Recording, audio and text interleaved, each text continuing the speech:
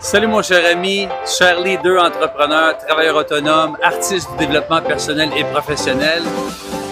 Merci de tout cœur de suivre mes capsules, les 7 pièges à éviter pour demeurer actif, inspiré et performant au quotidien. Vous avez été quand même nombreux récemment à me commenter, à me partager. Merci beaucoup, ça me fait chaud au cœur.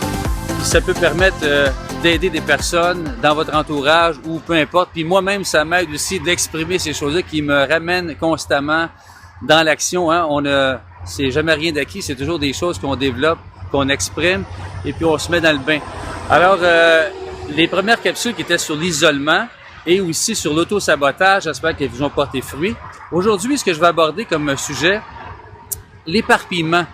Moi, le premier, tu sais, souvent, on est des créateurs de contenu, on a beaucoup d'idées, peu importe ce que vous faites, on est des gens qui en effervescence, on est fébrile, on voudrait entreprendre beaucoup de choses, puis à un moment donné, on se rend compte, par où commencer, puis les idées fourmillent, on est euphorique, on ressent de l'énergie, et puis là, à un moment donné, on entreprend quelque chose, puis après ça, oups, c'est autre chose, puis autre chose.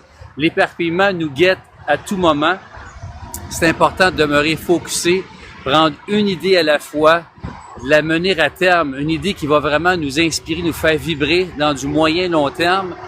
Peu importe, c'est important donc de se stationner, de se parker comme on dit, de ralentir, de regarder qu'est-ce qui nous fait vraiment vibrer pour pouvoir s'accomplir et développer sur du moyen long terme. Parce qu'il va y avoir des contraintes, évidemment, il va y avoir des défis, des épreuves, des tests, on va se faire challenger, il n'y a rien qui est tracé comme une ligne droite. Tout est appelé à se modifier en cours de route. C'est important de partir avec une idée, un projet qui nous allume. Et en cours de route, il n'est pas dit que ça ne prendra pas une autre tangente, ça va se modifier, mais au moins de partir avec quelque chose puis faire des pas régulièrement, un pas à la fois. Donc, ce que je t'encourage à faire aujourd'hui, à travers l'éparpillement, c'est de prendre une idée à la fois et de pratiquer le muscle de faire une chose à la fois, un pas à la fois.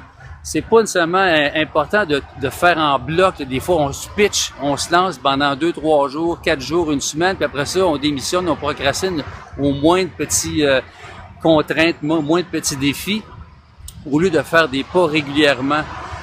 Moi, personnellement, j'utilise des outils depuis plusieurs années. Ça, c'est très personnel, ça ne veut pas dire que ça s'applique à toi. Mais la méditation et le yoga chaud dans mon cas, le yoga chaud Bikram, qui est quand même intense, pas tous les gens qui aiment ça, ça dure 1h30 de temps, à 42 Celsius, c'est quand même du sport, mais quand tu sors de là, t'es calme comme un bébé, t'as pas idée. Alors là, quand t'es calme, tu peux accueillir les idées une à la fois, puis t'as comme moins le goût de t'éparpiller. Dans mon cas, c'est très bénéfique. Et la méditation chaque matin, je fais ça depuis une dizaine d'années, ça me porte fruit. Puis les journées où parce que je médite pas nécessairement 7 jours sur 7 pendant 10 ans, mais presque, sauf que c'est arrivé des journées que j'ai pas médité et je vois une nette différence au niveau du mental. La méditation, le yoga, ce que ça apporte comme bénéfice, c'est vraiment de se distancier par rapport à notre mental, de voir vraiment tout ce qui se passe à l'intérieur de nous autres, d'observer, de voir vraiment comme un spectateur, un témoin, et de voir à quel point que notre mental nous amène partout. Le petit hamster, là, comme on dit, il nous promène à gauche, à droite. J'ai-tu fait ça? J'ai-tu fait de la bonne chose hier quand j'ai parlé à telle personne? Le film rejoue constamment.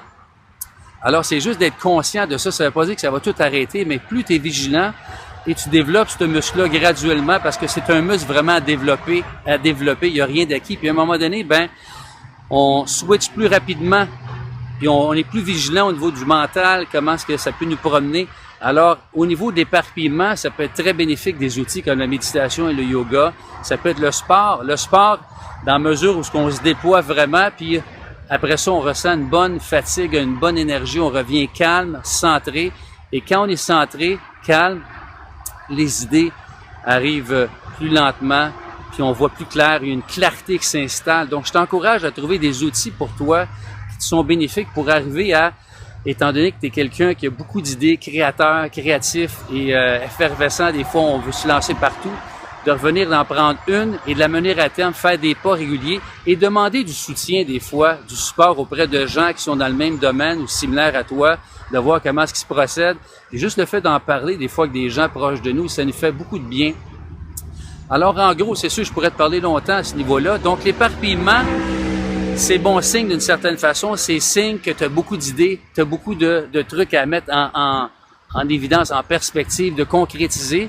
Sauf que si tu entreprends beaucoup de projets de front, il arrive à un moment donné un danger, c'est qu'on se tanne, on va finir par se saboter parce que c'est beaucoup trop.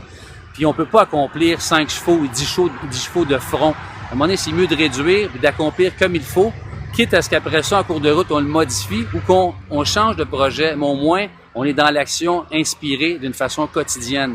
Alors, c'était ma capsule d'aujourd'hui. Et puis, je t'encourage à laisser tes commentaires au bas, comme tu le fais dernièrement dans les premières capsules. J'adore ça, pour pouvoir interagir avec toi. Et s'il y a des gens autour de toi que tu penses que ça pourrait être bénéfique, ça pourrait aider des personnes, partager avec grand plaisir.